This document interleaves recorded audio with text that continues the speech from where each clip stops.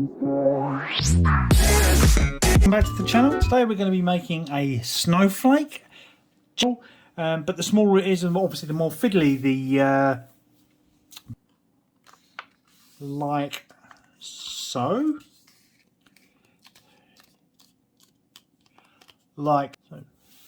and then on the side that opens most of the way up to the other side, leaving, I don't know if you can see when it's rolled over, the underside of that one.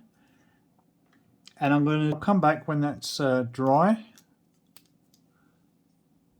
And the outer one and this outer one of these.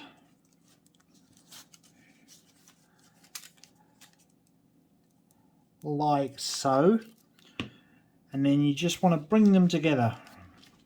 1, 2, like so. And bring the...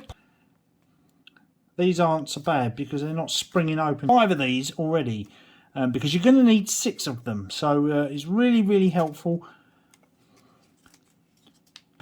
All done. And then you want to do the same with these 2